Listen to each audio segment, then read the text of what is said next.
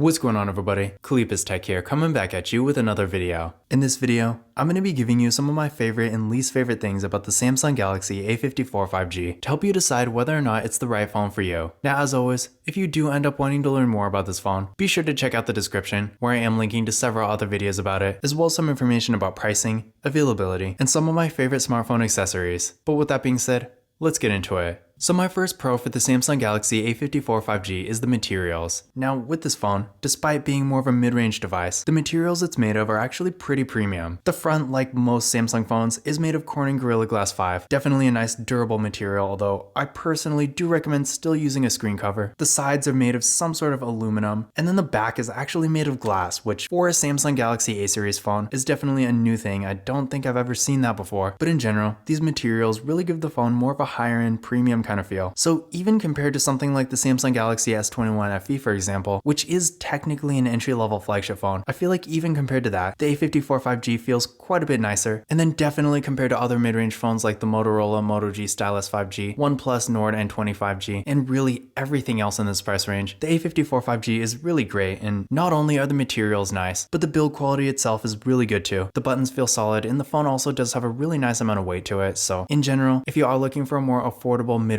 phone, but you do value having nice materials, then this phone is definitely going to be a great choice for you. My second pro for the Samsung Galaxy A54 5G is the software. Now this really goes for any Samsung Galaxy A series phone, but with the Samsung Galaxy A54 5G, this phone does come with Android 13, and knowing Samsung's software support, you can also expect several other major updates for it in the future. This includes Android 14, 15, 16, and 17, so if you really like to have the latest version of Android, then a Samsung Galaxy A series phone is going to be a great choice for you. And compared to other mid-range phones, Motorola does have pretty good software support, and OnePlus is at least getting there. Google, of course, is really good, but the Pixel phones I feel like are a little bit higher end than this. But in general, Samsung is known to have some of the best software support. So yeah, if that is an important thing for you, the Samsung Galaxy A54 5G is going to be a great choice. My third pro for the Samsung Galaxy A54 5G is the storage. Now with this specific phone, we are getting 128GB of internal storage with microSD card expansion, but there also is another variant that has 256. So if you're more of a power user, if you really want to get the most storage you can, then you can always get that variant. But even at 128, I feel like for the average user, this is really all you're going to need. And unless you're constantly downloading apps and games and stuff like that, you're probably never going to run out of space. And considering you can also use a microSD card, even if you're recording a bunch of 4K videos or taking a lot of really high megapixel photos, no matter what you're doing on this phone, storage is most likely not going to be an issue. So if it is important to you to have a lot of storage, you're definitely not going to go wrong with this phone. My fourth pro for the Samsung Galaxy A54 5G is the processor. Now with this phone, we're getting 6GB of RAM with the Exynos 1380 processor. So in general, when it comes to overall performance, this phone is actually quite a bit faster than I expected. Now, don't get me wrong, as a higher end Samsung Galaxy A series phone, I knew it was going to have at least good performance. I mean, the A53 5G was pretty good for what it was too. And Samsung does typically give their phones at least a bit of an upgrade every year. But the difference between this phone and the A53 5G is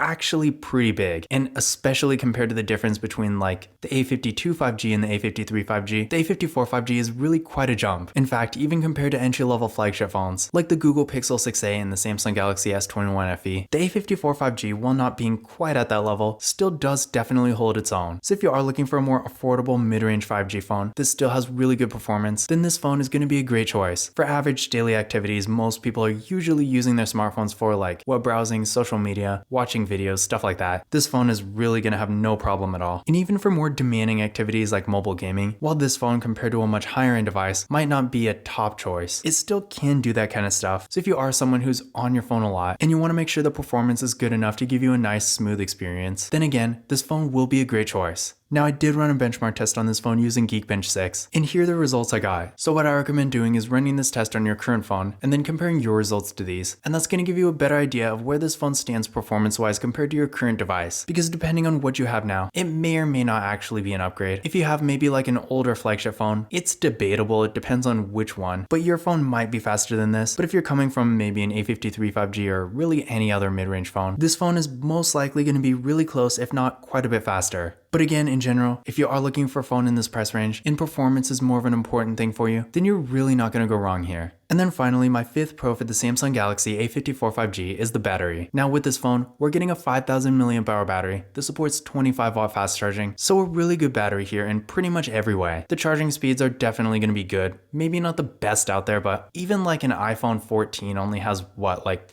25 watt fast charging too. So while of course there are phones out there that do have better charging than this, even the higher end phones aren't really guaranteed to be better. And in my experience, with a good fast charger, this phone does charge decently fast. So for most people, charging speeds are going to be perfectly fine. And then of course, with a 5000 mAh battery, with this phone you can expect to get great battery life and longevity. So if you're maybe not always around a charger, but you need something that's really going to last all day, this phone is going to be great for that. And then down the road, as the battery degrades, with a large battery like this, you're not going to notice it nearly as quickly as a much smaller battery. So if you like to get one phone and keep it for a longer time without having to replace it, then this phone is going to be great for that too. But now that we've gone over some of the good things about this phone, let's talk about some potential drawbacks. So my first con for the Samsung Galaxy A54 5G is that despite having a really good battery, the Samsung Galaxy A54 5G does not have wireless charging. Now, for a lot of people, this might not matter at all, but considering this is a more premium feeling device, and you can kind of tell Samsung wanted to position it as maybe an alternative to an entry-level flagship phone, since after all, as far as I know, S21 FE is not going to have a successor. I was kind of hoping they would give this phone wireless charging and some of the more entry-level flagship features, but unfortunately, despite again having a really good battery, that's not really the case here. So if you are getting this phone expecting wireless charging, you will be disappointed. Maybe you have like an older flagship phone that already does support the feature, and you're expecting at this point in 2023 that every phone has it, then just keep in mind, so far, wireless charging is still a feature mostly flagship phones have. My second con for the Samsung Galaxy A54 5G is the slightly smaller display. Now, don't get me wrong, it's not really a small display, but it is actually a little bit smaller than the Samsung Galaxy A53 5G, which some people might see as a step backwards. So with this phone, we are getting a 6.4-inch 120Hz Super AMOLED display with a 1080p resolution and a 19.5:9 aspect ratio. So yeah, definitely not a really small display, and for the average user, even if you're on your phone a lot, especially with the image quality being as good as it is, in general, you will get a good experience here. But I know some people are looking for really large displays. I mean, we got the Motorola Moto G Stylus 5G, for example, that has a 6.8-inch display. So in general, if you are looking for something like that, then yeah, you might want to go with something else. But again, in general, I feel like it's not that big a deal, but all the same, still something to think about. My third con for the Samsung Galaxy A54 5G is that it doesn't have a headphone jack. Now, on one hand, I'm really not surprised because the Samsung Galaxy A53 5G didn't have one either. And honestly, it's really just a trend. I feel like maybe in 5 years or so, no phone at all is going to have a headphone jack anymore. That's really just how things are, but still at this point, there are plenty of people out there who still use normal wired headphones, and especially considering the Samsung Galaxy A54 5G, despite being a really nice premium feeling phone, is not a flagship phone by any means. I don't see why they're taking away headphone jacks in budget phones. It just really doesn't make a lot of sense. But just keep in mind, if you do have wired headphones, you will need an adapter. So again, if using wired headphones is important to you, then this phone might not be the best choice for you. My fourth con for the Samsung Galaxy A54 5G is that it doesn't have a telephoto lens. Now this is probably the most nitpicky thing I've said in this video, but keep in mind, despite having a really nice camera setup with a 32 megapixel selfie camera, a 50 megapixel main camera, a 12 megapixel ultra wide camera, and a 5 megapixel macro camera, this phone unfortunately doesn't have a telephoto lens. And while very few mid-range phones have that feature, if you are really into mobile photography, for example, and you like to get those distance photos where you have to zoom in a bit, maybe you're taking a picture of like a bird or something, and that kind of situation, a telephoto lens really does come in handy. And while this phone does have pretty good digital zoom, it's still not nearly as good as, say, the telephoto lens on the Samsung Galaxy S21 FE, for example. And speaking of which, the S21 FE nowadays is going for $400 or less. You can easily find one on Amazon for around that price. So pretty much the same price as the A54 5G, if not a little bit lower. And that phone does have a telephoto lens, whereas this phone doesn't. So the point here is, the camera on this phone is great in almost every way. But if you really want the extra zoom, then even for around the same price, you can do better. And then finally, my fifth con for the Samsung Galaxy A54 5G is that the USB-C port doesn't support HDMI out. Now,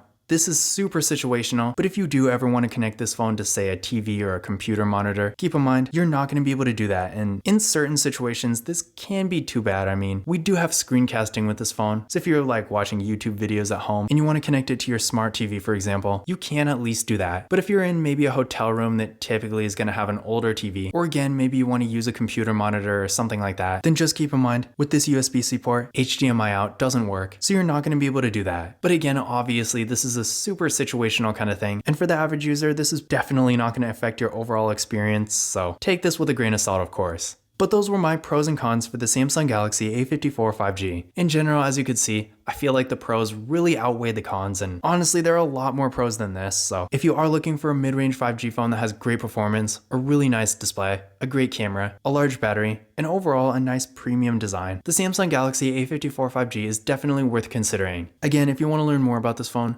definitely check out the description, where I am linking to several other videos about it, as well as some information about pricing, availability, and some of my favorite smartphone accessories. But that's it for this video. If you enjoyed it and found it useful, be sure to give it a thumbs up and hit that subscribe button. Don't forget to follow Kalipis Tech on Twitter and Instagram. And as always, I will see you in the next video.